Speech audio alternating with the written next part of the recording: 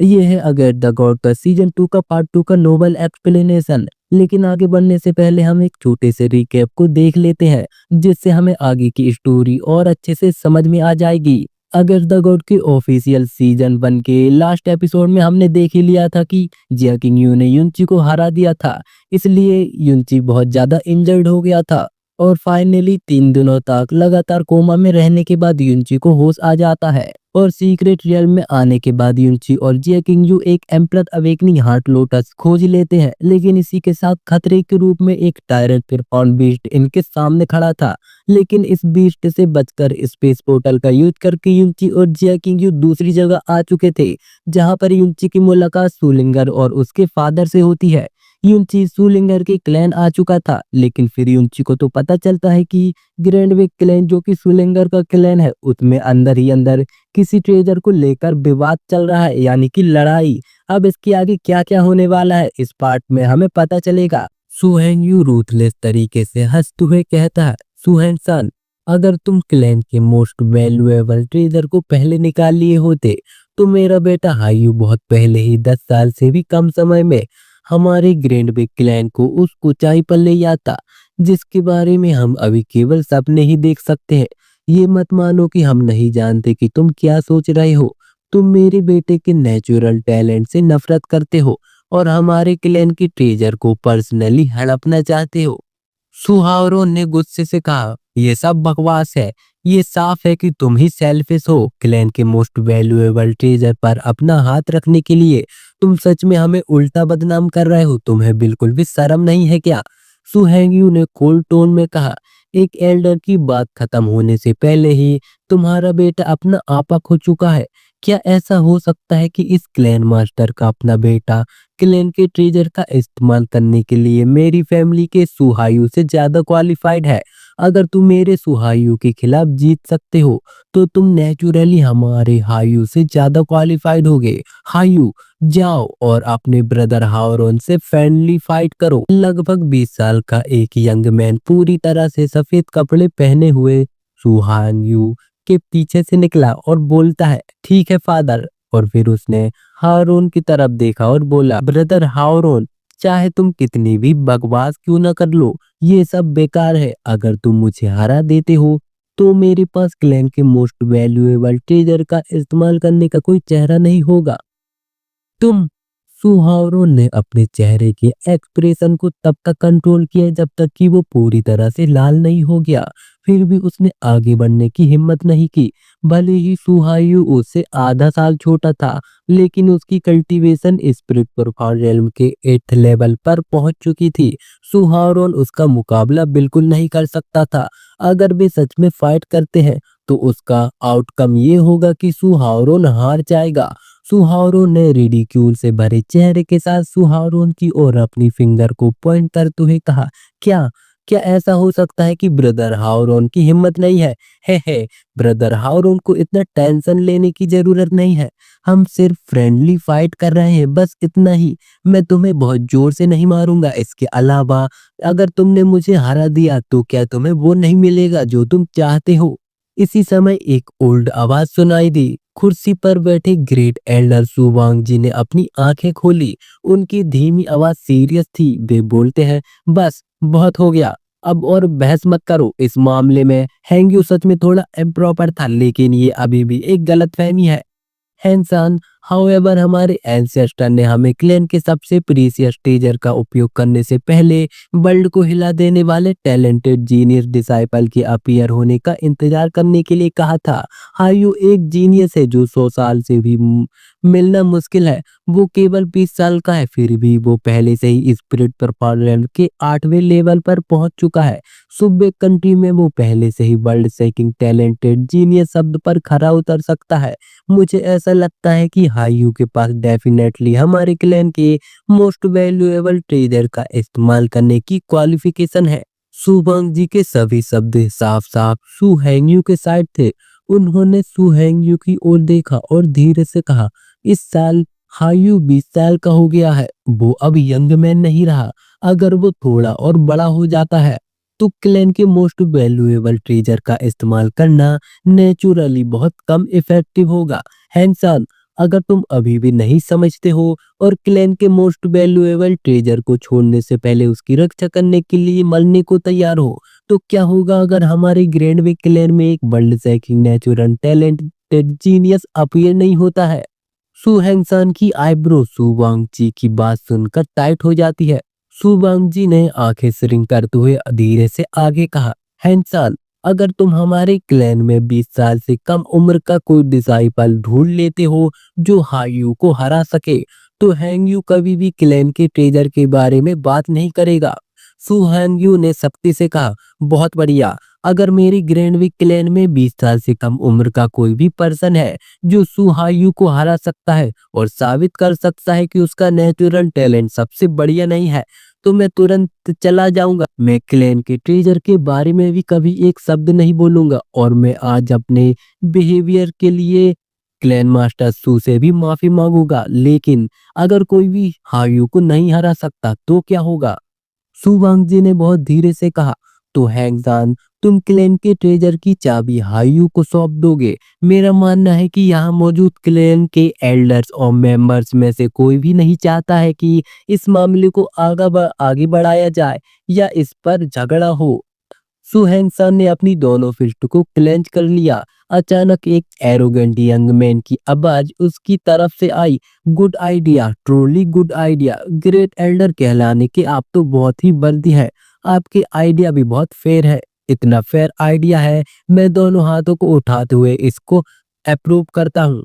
ये युंची होता है। युंची के चेहरे पर मुस्कान होती है जब वो धीरे धीरे और आराम से आगे बढ़ रहा था।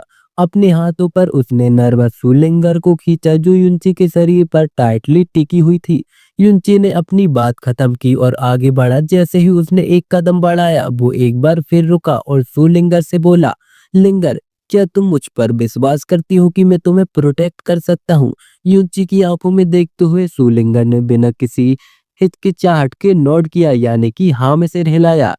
युंची ने सुलिंगर का हाथ थाम लिया और आगे कहा, तो फिर मेरे साथ चलो। जब तक तुम मेरे साथ हो कोई भी तुम्हें नुकसान नहीं पहुंचा सकता। एक बार जब युंची की प्राइडफुल एरोगेंट आवाज बाहर तक पहुंची तो वो अचानक फोकस पॉइंट बन गया। सुहैंगसान सडनली पेल पड़ गया। वो बोलता है, लिटिल ब्रदर युन और लिंगर, तुम यहाँ क्यों हो? जल्दी से यहाँ से चले जाओ। सुलिंगर ने सुहैंगसान की ओर प्यार से मुस्कुराई और बोली, पापा, मुझे डर नहीं लग रहा है, मैं पापा का हौसला बढ़ा रही हूँ। ऐसा कहते हुए फिर भी सुलिंगर युंची के और भी करीब आ गई और अपने दोनों छोटे हाथों से युंची को टाइटली पकड़ लिया।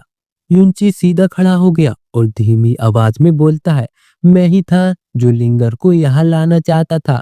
लेकिन सीनियर सू, आप बेफिक्र रहे, अगर मुझे मरना भी पड़े तो मैं लिंगर के एक बाल को भी टच नहीं होने दूंगा। जब सुहैंगसान ने युंची की आंखों में एक्सप्रेशन देखा तो वो कुछ देर के लिए स्टैंड रह गया, यानी कि चौंक गया। जिस मोमेंट युंची अपीयर हुआ, ब्लैकवुड स्ट्रॉन्ग होल्ड फैक्शन में मौजूद लोगों में से एक ने अपनी आंखें चौड़ी कर ली।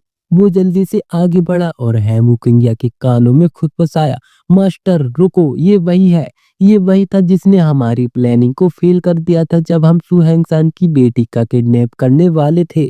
खैमुकिंगिया ने अपनी नजर युंची पर घुमाई। अचानक उसने उस पर्सन के चेहरे पर थप्पड़ मारा और बोला, तुम कचरे कहीं के, तुम लोगों ने असल में किसी ऐसे पर्सन को हमारी प्लानिंग को फेल करने दिया जिसकी कल्टीवेशन केवल स्पिरिट परफॉर्म रियल्म के फर्स्ट लेवल पर है। ब्लैकवुड स्ट्रॉन्ग होल्ड के डिसाइपल का थप्पड़ खाया हुआ चेहरा बुरी तरह सूज चुका था। वो डरते डरते पीछे हट गया और एक शब्द बोलने की भी हिम्मत नहीं जुटा पाया। हेमुकिंगिया ने युंची को सिनिस्टर नजरों से देखा और अपने सामने खड़े सू हैंगयू की ओर धीमी आवाज में कहा, ब्रदर हैंगयू, ये वही लड़का है जिसने हमें उस छोटी बच्ची का किडनैप करने से रोका था। उसने सच में हमारी ग्रेट प्लान्स को फेल कर दिया। अगर वो छोटी बच्ची अभी हमारे हाथों में होती तो इतनी परेशानी की जरूरत ही नहीं होती। सू हैंगयू की आंखें जो युंची को घूर रही थी तुरंत डार्क और रूथलेस हो गई। वो कोडली हंसते हुए बोलता है, हा हा हा, ये वही है। मैं तो सोच रहा था कि मैं इस लड़के को कहाँ ढूंढूंगा, लेकिन वो सच में खुद ही हमारे सामने आ गया है। सुहेंगयू की आवाज सुहायू के कानों में गूंजती है। वो बोलता है, हायू, कोई बहाना ढूंढो और इस लड़की को एक रूथलेस लेसन दो। भले ही तुम्हारा हाथ फिसल जाए और गलती से वो मारा जाए, इससे कोई फर्क नहीं पड़ता है। सुहायू ने तुरंत जवाब दिया। उसने युंची की कल्टीवेशन लेवल को चेक किया और उसके बाद उसने डिसडेनफुल एक्सप्रेशन रिवील किया, यानी जब कोई पर्सन किसी का मजाक उड़ाता है। उसने एक कदम आगे बढ़ाया और युंची पर भड़क गया और बोला, ये वाइल्ड ब्रेड आखिर कहाँ से आया है? ऐसा लगता है कि तुम हमारे ग्रैंडविक क्लैन के लोगों में से नहीं हो। हे, ये एक ऐसी जगह है जहां हमारा ग्रैंडविक क्लैन एक इम्पोर्टेंट मामले पर बात कर रहा है। ये ऐसी जगह नहीं है जहां तुम जैसे ऐरे गहरे लोग जो पता नहीं कहां से आए हो आ जाए। यदि तुम खुद यहाँ से नहीं भागना चाहते तो मैं खुद तुम्हें पर्सनली यहाँ से भगाऊंगा। सुहायू की बात सुनकर युंची को जरा भी गुस्सा नहीं आता, बल्कि युंची एक स्माइल करते हुए बोलता है, मैं तो सोच रहा था कि तुम्हारा टैलेंट ठीक ठाक है, लेकिन तुम तो बोलने में भी घटिया हो, जो हमेशा अपने मुंह से पाते रहते हो। तुम्हारा मुंह सच में स्मेली है। ये सुनकर सुलिंगर तो हंसने लगती है। वही दूसरी ओर सुहायू तो गुस्से से लाल पीला हो जाता है। वो कोल्डली हंसते हुए बोलता है, हा हा हा, तुम मरना चाहते हो? युनची ने अपनी उंगली हिलाई और बोला, नहीं नहीं नहीं, मैंने सुना था कि तुम ग्रैंडविक क्लैन में सबसे बेस्ट टैलेंट वाले जीनियस डिसाइपल हो, इसलिए मैं ये देखने आया था कि तुम कितने पावरफुल हो। ऐसा कहते हुए युनची ग्रीट करते हुए सुहायू को फाइट करने के लिए चैलेंज करता है। वहाँ मौजूद कुछ लोग जोर जोर से हंसने लगे। सुहेंगयू और हेमुकिंजा एक ही समय में कोडली हंस पड़े। सुहेंग सान की आईब्रो पिच हो गई। वो युनची को रोकने के लिए आवाज लगाने ही वाला था।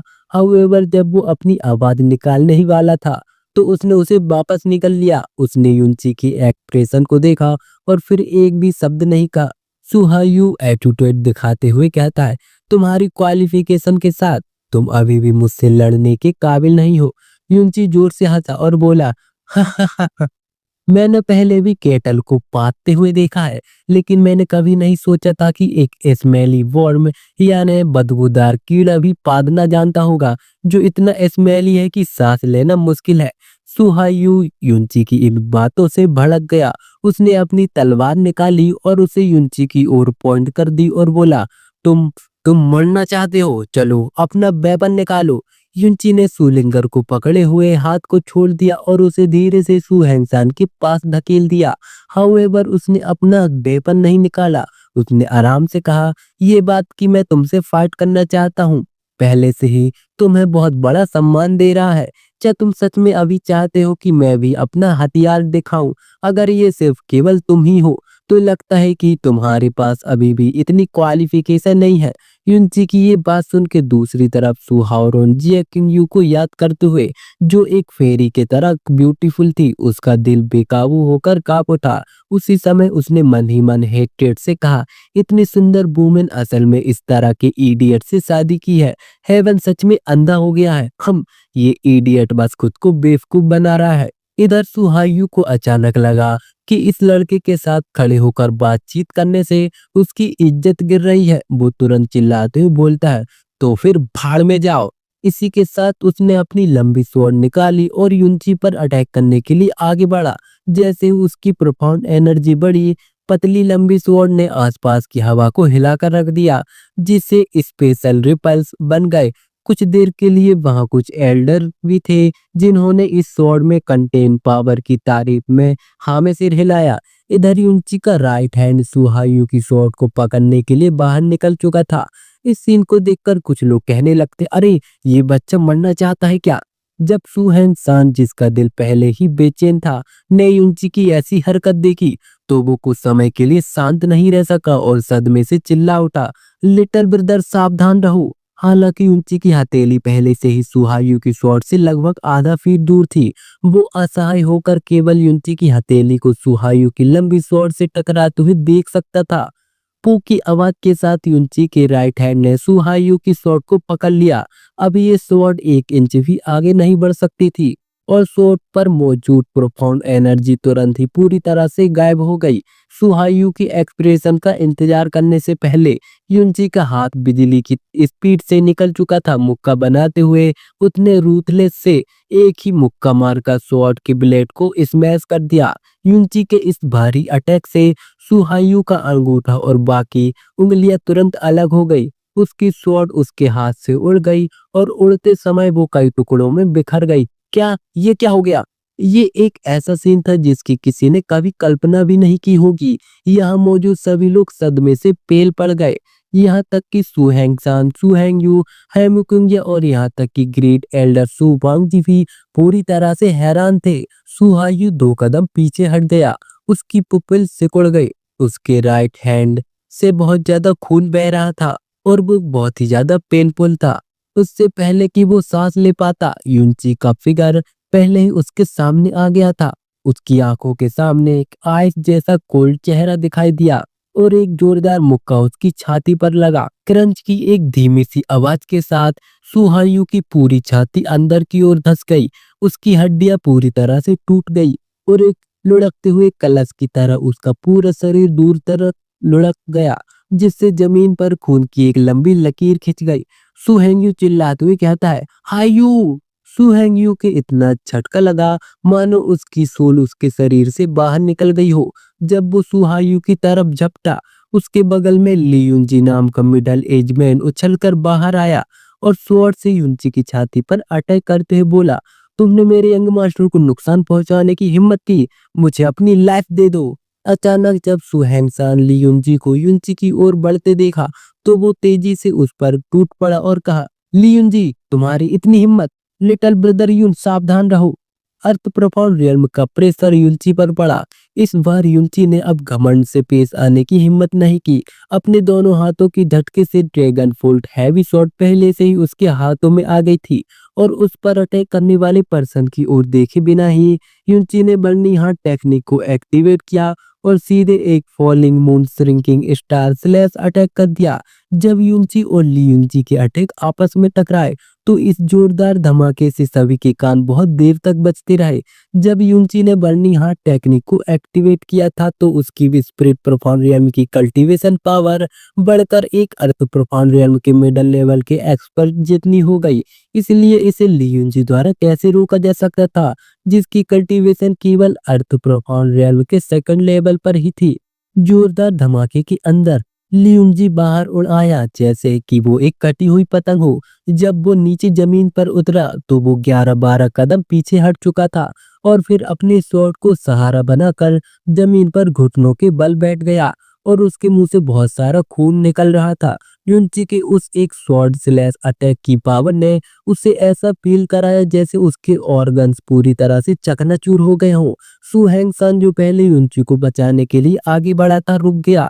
युंचू को देखते हुए जिसके हाथों में एक हैवी स्वॉर्ड थी, उसकी दोनों आंखें हैरानी से भर गई। युंची पर सभी की नजरें सदमे से भरी हुई थी। वाह! सुलिंगर ने अपने दोनों हाथों से अपने छोटे से चेहरे को थाम रखा था। वो बोलती है, बिग ब्रदर युंची बहुत ही शानदार, बिग ब्रदर युंची बहुत ही ब्यूटीफुल है। एक धमाके के साथ ड्रैगन फोल्ट हैवी स्वॉर्ड को युंची ने जमीन में गहराई से घोंपा। उसने ली युंजी को कोल्ड अंदाज में देखा और रिडिक्यूल के साथ कहा, क्लैन मास्टर सू ने पहले जो कहा था उसके अनुसार तुम्हारी जान पिछले क्लैन मास्टर ने बचाई थी और उन्होंने तुम्हें 11-12 सालों के लिए ग्रैंड वे क्लैन में रखा था। लास्ट में न केवल तुम उनकी काइंडनेस का बदलाव चुकाना नहीं जानते, बल्कि तुम सच में उन लोगों की हेल्प कर रहे हो जो उनके डिसेंडेंट्स को मजबूर करने और उनके लिए चीजों को मुश्किल बनाने के लिए बुरे इंटेंशंस रखते हैं। हे एक कुत्ते को पाला पोसा जाता फिर भी वो वफादारी करना जानता है। तुम असल में एक कुत्ते से भी बदतर हो। उस एक स्वॉट के अटैक से जो मैंने पहले तुम पर किया था, मुझे तो ये भी डर है कि मैंने अपने हाथ गंदे कर लिए हैं। जब भी उनकी लोगों को डांटता था तो वो हमेशा बहुत ही कड़वा और हार्श होता था। ये शब्द लियुंजी के दिल में किसी खंजर की तरह चुभ रहे थे। लियुंजी की इंटरनल इंजरीज पहले से ही हल्की नहीं थी। वो तुरंत पेल पड़ गया और उसकी आंखें चौड़ी हो गई। अपने दिल में एक्सट्रीम एंजाइटी और दुख के कारण वो तुरंत ही बेहोश हो गया। दूसरी तरफ सु हैंगयू ने सुहायू के मुंह में बहुत सारी मेडिसिन पिल ठूस दी और फिर मेडिसिनल पावर को डिजॉल्व करने के लिए लगातार उसके अंदर प्रोफाउंड एनर्जी डाली, जिससे उसकी इंजरी स्टेबलाइज हो गई। उसने अपना सिर घुमाया और युंची को घूरने लगा। ऐसा लग रहा था जैसे उसकी आंखें खून से लथपथ खंजर हो। वो बोलता है, तुम कमबख्त जूनियर, तुमने असल में मेरे बेटे को नुकसान पहुंचाने की हिम्मत की। मैं तुम्हें डेफिनेटली एक कुत्ते की मौत मरवाऊंगा। यूंची एक्सट्रीम डिस्डेन में अपने होठों को कर्ल करते हुए कहता है, छी। तुम असल में ऐसी बकवास बातें तब करते हो जब तुम्हारे बेटे की स्किल्स इंफीरियर है। मैंने तो सिर्फ उसे लेसन सिखाया है और तुम अभी भी इतना हंगामा कर रहे हो। मुझे सच में हैरानी है कि तुम्हें इतने सारे लोगों के सामने ऐसे शर्मनाक शब्द कहने की हिम्मत कहाँ से मिलती है। यदि तुम दोष देना चाहते हो तो अपने बेटे की इनकैपेबिलिटी को दोष दो। और ये कौन सा टैलेंट है, ये तो केवल एक मजाक है। तो हैंगयू गुस्से से कहता है, तुम। अगर सुहायु में प्रोफाउंड एनर्जी डालने की जरूरत न होती तो वो अपने स्टेटस की परवाह किए बिना पहले ही युनची के खिलाफ एक्शन ले चुका होता। युनची की नजर अब ग्रेट एल्डर सुबांगजी की ओर जाती है, जिनके एक्सप्रेशन बहुत ही टेरिफाइड थे। युनची बोलता है, ओ ग्रेट एल्डर। एल्डर, पहले आपने कहा था कि जब तक आप ग्रेट वेग क्लैन में 20 साल से कम उम्र के किसी भी ऐसे डिसाइपल को ढूंढ लेते हो जो सुहायु को हरा सकता है, तब क्लैन मास्टर सू के पास क्लैन ट्रेजर के मामले के बारे में डिसाइड करने का पूरा अधिकार होगा। और इस सुहेंग्यू पिता और बेटे की जोड़ी को भी क्लैन ट्रेजर के बारे में फिर से बात करने की परमिशन नहीं होगी। और उन्हें क्लैन मास्टर सू को भी रिस्पेक्ट देनी होगी। ग्रेट एल्डर, ये शब्द जो आपने कहे अब भूले तो नहीं है। सू वांगजी ने कोल्ड नोट के साथ कहा, हम। इस एल्डर ने जो कहा, मैं नेचुरली अपना वादा निभाऊंगा। अनफॉर्चुनेटली तुम हमारे ग्रैंड विक क्लैन की डिसाइपल नहीं हो। यूनची ने अपनी आंखें नैरो कर ली और मुस्कुराते हुए कहा, हे, ऐसा लगता है कि ग्रेट एल्डर को इस न्यूज के बारे में ठीक से जानकारी नहीं है। क्लैन मास्टर सू ने पहले ही अपनी बेटी सुलिंगर की एंगेजमेंट मुझसे कर दी है। मैं प्रेजेंट में क्लैन मास्टर सू का दामाद हूँ, तो क्या मैं अब ग्रैंड विक क्लैन का मेंबर नहीं हूँ? यूनची के शब्दों ने अचानक सभी के दिमाग को ब्लैंक कर दिया। हर तरफ से फुसफुसाहटें सुनाई देने लगी और कई लोग लगातार अपने सिर हिला रहे थे, ये दिखाने के लिए कि उन्हें इस मैटर के बारे में सच में बिल्कुल भी जानकारी नहीं थी।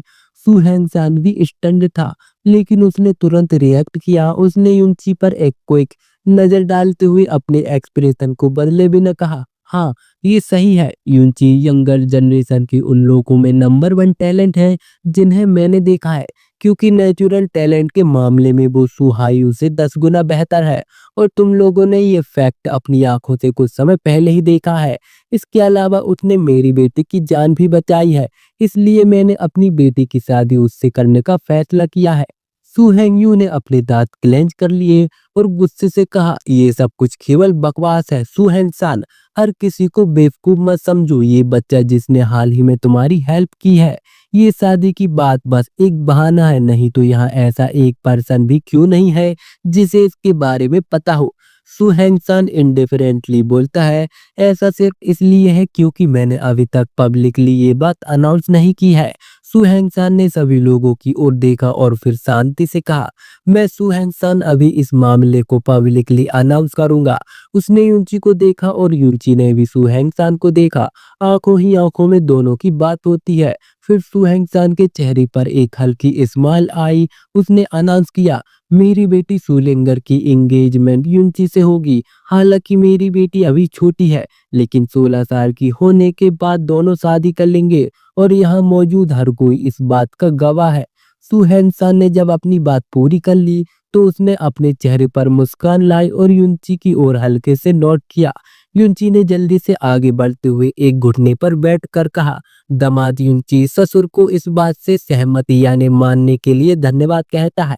सू हैंगसान बोलता है, यूंची, तुम्हें इस बारे में अच्छी तरह से सोचना होगा। हमारे ग्रैंडविक क्लैन की लड़कियां कभी भी बाहरी लोगों से शादी नहीं करती।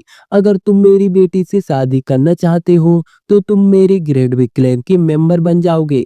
यूंची ने बिना किसी हिचकिचाहट के नोट किया। वो बोलता है, मैं समझ गया। आज से मैं यूंची ग्रैंडविक क्लैन का डिसाइपल बन जाऊंगा। यूंची ने अपना सिर उठाया और स्टन्ड सुलिंगर की ओर देखा। हा हा हा, गुड गुड।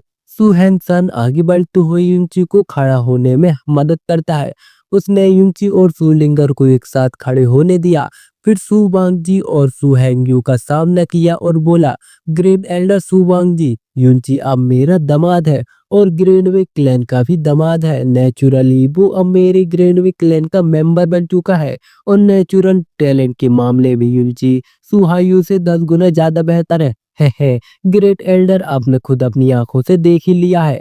ग्रेट एल्डर ने अभी अभी इसका सुझाव दिया था और यहाँ सभी ने इसे साफ साफ सुना है। मुझे विश्वास है कि ग्रेट एल्डर की सीनियरिटी और रेपुटेशन के साथ आप जरूर ही अपने शब्दों से पीछे नहीं हटेंगे।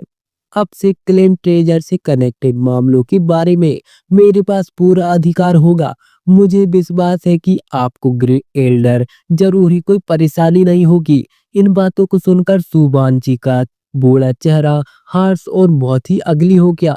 वो बिल्कुल ही स्पीचलेस हो जाता है। सुहेंसा ने सुहेंग्यू की तरफ देखा और पूछा, सुहेंग्यू, क्या तुम्हारे पास कहने के लिए कुछ और है? सुहेंग्यू सिर्फ अब स्नॉट कर सकता था। सुहेंग्यू की नजर उदास थी। उसके हाथ जो सुहायु की छाती पर दबे हुए थे कांप रहे थे। लेकिन इसी मोमेंट अचानक से एक कोल्ड हंसी सुनाई दी। हेमुकिंगिया, जो हमेशा बगल से ये सब होता देख रहा था, धीरे धीरे सुहेंगचान की ओर आगे बढ़ना चालू कर देता है। ब्लैकबुल स्ट्रॉन्ग होल्ड के 2 एल्डर भी उसके पीछे से उसका पीछा कर रहे थे। हेमुकिंगे तब तक नहीं रुका जब तक वो सुहेंगचान से 3 कदम से भी कम दूरी पर नहीं आ गया। फिर उसने सुहेंगचान की ओर अपना हाथ बढ़ाया और ग्रीट करते हुए कहता है, मैं क्लैन मास्टर सू को ऐसे दामाद को खोजने के लिए बधाई देता हूँ। तुमने न केवल अपनी बेटे के लिए जीवन भर की समस्या को सॉल्व किया है, बल्कि तुमने अपने क्लैन के कीमती ट्रेजर के मामले को भी पूरी तरह से संभाल लिया है। सुहेंगचान ने सख्ती से कहा, हेमुकिंगा, हमारे ग्रेनवे क्लैन का ट्रेजर मेरे क्लैन की प्रोस्पेरिटी से कनेक्टेड है। हमारे क्लैन के मैटर में तुम्हारा कोई काम नहीं है। और हाँ, तुमने जो मेरी बेटी पर अटैक करने की कोशिश की थी, मैं देखना चाहता हूँ कि आज तुम मुझे किस तरह का एक्सप्लेनेशन दोगे। हेमिंग की आंखें में से किलिंग इंटेंट निकल रहा था। वो बोलता है, क्लैन मास्टर सू को इतना गुस्सा होने की जरूरत नहीं है। मेरे पास सच में तुम्हारे लिए एक्सप्लेनेशन है। हाउएवर, उससे पहले मुझे क्लैन मास्टर सू को कुछ याद दिलाना है। इस समय तुम इतना ज्यादा खुश इसलिए हो रहे हो क्योंकि तुम्हारे पास इतना टैलेंटेड दामाद है। लेकिन क्या होगा अगर वो सडनली मारा जाए?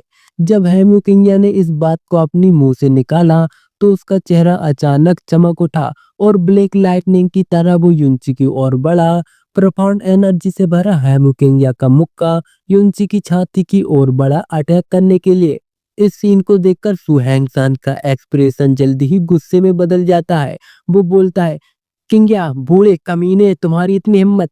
जैसे ही वो आगे बढ़कर एक्शन लेने वाला था, हेमू किंग्या के पीछे खड़े 2 एल्डर पहले से उसको रोकने के लिए तैयार थे ताकि वो युंची को ना बचा पाए।